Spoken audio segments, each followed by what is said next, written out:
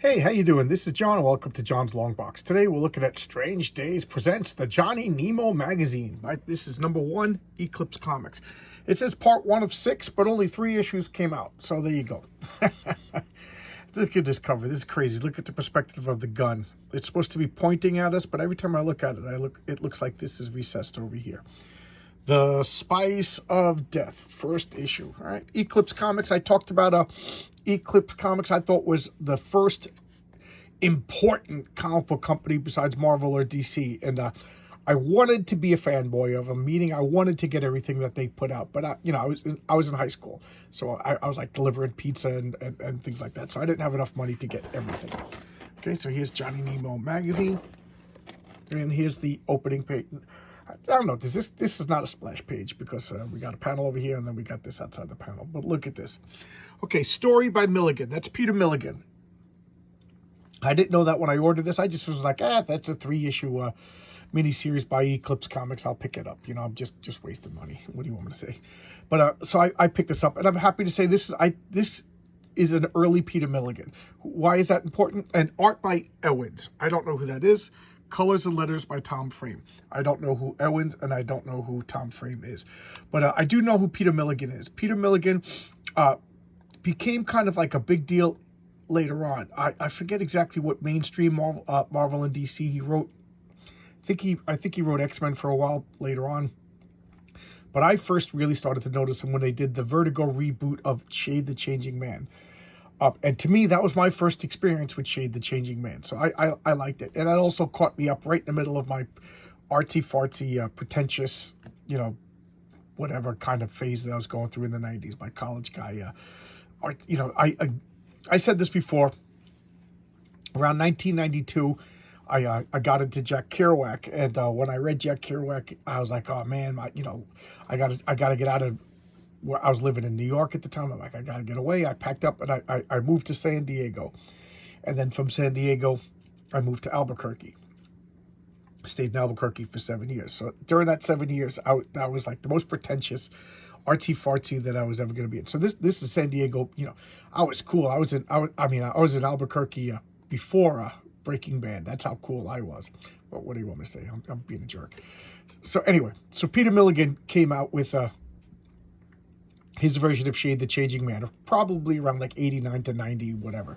It was right during like super pretentious stuff. British writer, wrote like pseudo literature stuff, new wavy kind of stuff. I mean, look at this character. So this is like a British character. This is like British comics brought to America. I don't know if this was ever published in Britain, but it's like the year like 3200. So it's 1,000 years in the future.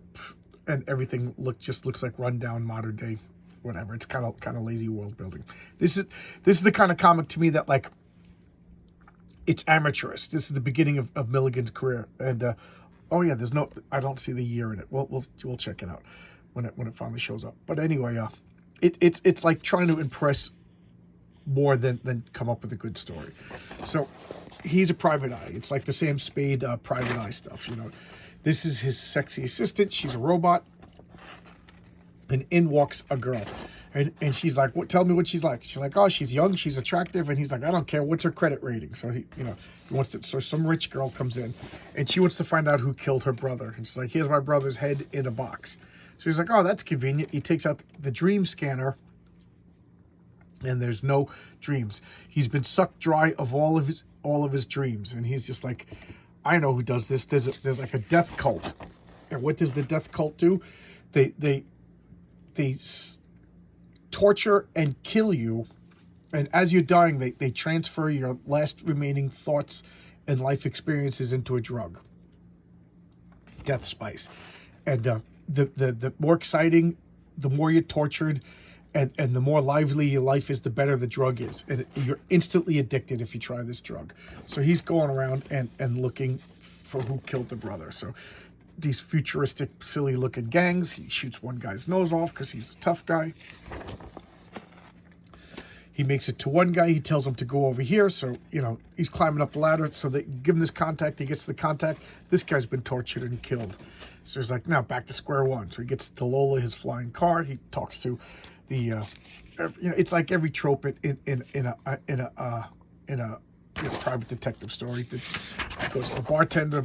The bartender tells them, "Oh, you want to find out who's making that drug? You got to go to a place called Necropolis." So they go to Necropolis, and this guy's just like, "Hey, listen, I got some of this death. What I forget, there's a word for it.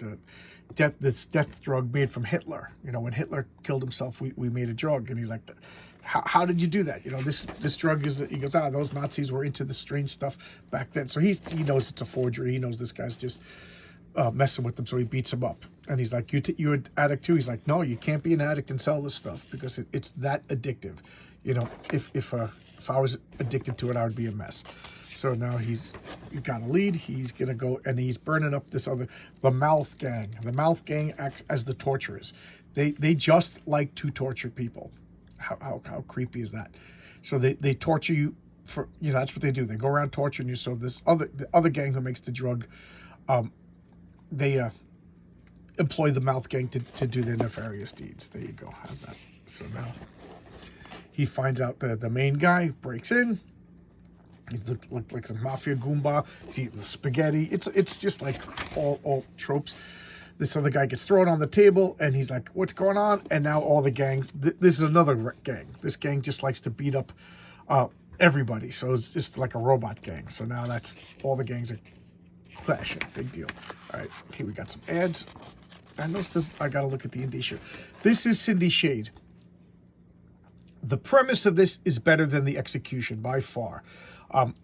So this is the future, and this is the library, and the librarians are religious figures. So books are holy, the librarians are priests, and in walks Cindy Shade. She wants to read, but hasn't been through all the proper initiation rituals, stuff like that. So they're like, you can't read. Reading is holy. Who the hell are you? So they give her the runaround. Come back, get this appointment, and get this initiation, and we'll let you read. So she's going around talking to all of her contacts. How could I want to read, I want to learn stuff, and they're giving her the runaround. They're making an appointment to get to her first appointment, and then they send her on a runaround. Next issue we'll find out more. Also, here's the indicia over here. So Johnny Nemo magazine, 1985. Yeah, I think I first heard of Peter Milligan a couple of years later. So we got Tales of Terror, Cutie Bunny, Bedlam, Aztec Ace, Scout. Oh, Scout #1 came out this month. Miracle Man, this was awesome. The New D and Agents, I have that, and Johnny Nemo. So that's their slate of comics. Yeah, I do have that. I got confused. This was awesome. This is one of my favorite comics. Classic art. Back issues. So this must be before the flood. And then this is a Scout, which I showcased a couple of weeks ago. So there you go. Somebody just asked for Nemo, Johnny Nemo, and I just read it. So I was like, I just read it. It's fresh in my mind. I read #1 and 2. #1 I liked. Cindy Shade I didn't like. It was kind of dull. It was pretentious. It was overly artsy-fartsy when it didn't need to be, but the premise was pretty good. I like the idea of priests that want to, keep the masses from reading, and only the priests could read. The second issue I didn't particularly like. I thought it let me up, and then it didn't deliver. I didn't read issue 3 yet, and there you go. So part 1 of 6. So I wonder, is this part, was it canceled because it didn't do too well? I don't know. Or did the flood kill it? For those of you who don't know what I'm talking about, Eclipse Comics. I can't even remember, but it was in California, and there was a really bad flood, and it was like Sandy. For those of you who know about like the flood Sandy in New York, they said it was like 50 feet of water, and they were on the second story of a building, and even they had water damage, and it destroyed all their back stock.